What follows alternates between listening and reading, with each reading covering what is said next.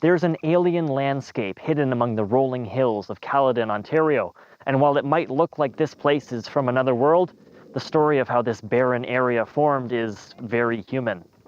Mankind accidentally created this wasteland through colonization and bad farming practices, and now human activity is threatening to destroy it all over again. Welcome to the Cheltenham Badlands. This land has long been the domain of Indigenous peoples, namely the Mississaugas of the Credit.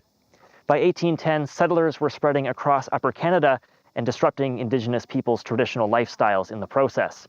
By 1818, those settler pressures had severely weakened the Mississaugas of the Credit. Chief adjutants had little choice but to sign the Adjutants Treaty. That gave up much of the Mississaugas' traditional territory to the Crown, and that opened this land for settlement. By the mid-1800s, this property had become a farm. For a whole variety of reasons, that probably should have never happened. Part of the deal with government land grants was settlers had to clear the land of all the trees and brush. But on this property, those plants were the only things holding the ground together. My name is Joe Deloge. I'm a professor in the Department of Geography and Planning and in the Department of Earth Sciences at the University of Toronto. And my area of expertise is geomorphology, which is the study of landscapes, landforms, and the processes that create them. The site was not very good for agriculture because it's steep, it's gullied already. So grazing would have been the dominant kind of land use activity on the site. And as soon as you remove even a small patch, the erosive characteristics of this particular bedrock type starts degrading quite rapidly, and that can spread. Over the years, more and more of the soils disappeared. Eventually, badlands like these began to take over much of the property. That wasn't good for the would-be farmers, but it did create a new use for this place. My name is Rowena Cooper, and I was married to Russell Cooper. His family owned the Badlands from about 1927 until Russell passed away. Russell's father, James Edward Cooper, who purchased the property, they needed somewhere for their 5 children to run and to play and to enjoy themselves. And that's where the farm came into being because they loved it. Because of the erosion, which was already there when the family bought it, the farmhouse had been moved off. So there was basically no use being made of the almost 100 acres. They went for picnics, they went on weekends, and it was somewhere that they could get out of Brampton. It wasn't just the Cooper family that enjoyed these badlands. News of this strange landscape had spread, and it became a favorite spot among outdoor adventurers. In fact, it was outdoorsy people that first brought me here when I was a kid. But not everybody treated the land with respect. He was concerned when he found out, for instance, that some people were using it with their dirt bikes. Some people were using it with their ordinary bicycles because of injury and because of damage to the erosion. And I think it was partly that led him to agree to put in a trail. The Bruce Trail Association approached him and asked if they could put in a trail, which he happily agreed to. With the Bruce Trail came even more popularity. On weekends, especially in the fall, there could be 50 or 60 or 70 cars parked on the side of the road, and people would be all over the farm. And he would go over there, sit at the top of the hill, and just talk to people as they came by. He enjoyed that aspect of it.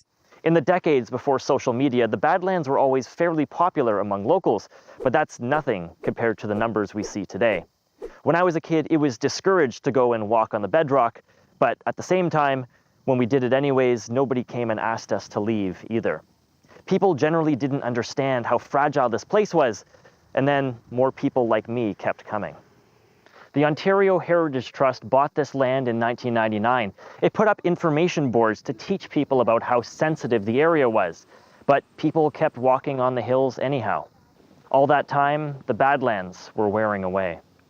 The natural rate of weathering and sediment removal on this particular Badland site was about 2.5 centimeters or 1 inch per year. And that's about 2 to 3 orders of magnitude larger than you might find anywhere else on a soil surface in southern Ontario. To understand the risk, we have to understand what the Badlands are made of. The red ground you see is actually bedrock, but it's a very soft kind of stone. Queenston shales, which is the formal name for the formation, these nice red bed shales that extend all the way down to Lake Ontario. You can see them along the base of the Niagara Escarpment. They're very red, very clay rich. Most of Oakville Halton region is built on these clays, a really thick, gooey, clayey surface and a very dense, flat, platy shale underneath it. The Queenston Shale Formation stretches all the way into New York State. This was the bottom of an ancient shallow sea hundreds of millions of years ago. Like many seafloors, it's made up of sedimentary rock. That's when layers of material get compressed together over time. If you remember the Rocks and Minerals unit from grade school, you'll know that sedimentary is the softest kind of rock. As Desloge said, that softness means it erodes much faster. Add in the footsteps of thousands of people each year, you've got a real problem. All this foot traffic on busy weekends were actually accentuating the rate at which erosion was occurring and the amount of sediment that was lost every year. And so we had an initial estimate of about 10% loss related to human foot traffic alone. The other 90% natural processes. We went back and revised that 3 years ago, probably closer to 30% related to foot traffic. The Conservation Authority put up fences and signs begging people to stay off the sensitive ground, but people kept walking all over the property. This whole area is essentially a wasteland that was first created by human activity, and now human activity was threatening to destroy the wasteland itself. In 2015, Credit Valley Conservation closed off the area entirely, aiming to prevent further damage while they found longer-term solutions. It took 3 years, but in 2018, the Badlands reopened. This new boardwalk at the top of the main area offers accessible views of the landscape, and a new wide trail lets people go across the property with less impact. The upgrades also addressed safety. There's a parking lot now, so people don't have to stop their cars on the blind hills of the narrow side road.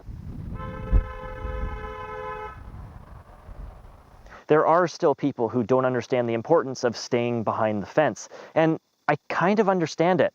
It can be tough to imagine how one person going off trail can really harm the landscape, but the data shows it's never just one person. So how effective exactly have the mitigation measures been? Right now, that's still a gap in our knowledge. We were not directly involved with those mitigation efforts. It would be nice to go back in. Now we're 3 years since our last set of measurements, and we might find a detectable difference in terms of removing foot traffic from the site. We hope to look forward to working with either the Ontario Heritage Trust, the Credit Valley Conservation Authority, the Bruce Trail Conservancy, to possibly getting back to the site over the next 2 to 3 years, see if we can't add to the data that we already have and keep that data record going for decades to come, because it's, I think personally, worth preserving that. The Badlands popularity is still rising, and that pressure is going to mean a growing risk to this unique and sensitive landscape. The Conservation Authority could have done the simple fix, putting up a giant fence around the entire property and banning visitors altogether. But that could defeat some of the lessons that we can learn from the Badlands, both from its past and in the present. After all, this is a striking real-world example of how human actions can profoundly change the planet.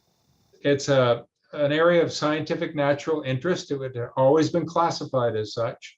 So helping preserve these little snapshots of landscapes that are somewhat foreign or exotic, I think is really helpful for the education of the public in and around the Greater Toronto area, where we can see the effects of both climate and human impact. Credit Valley Conservation says it's every visitor's responsibility to minimize their impact here. That'll determine whether the Cheltenham Badlands get worn down into nothing, or whether they'll be here for generations to come as part of Canada's living history.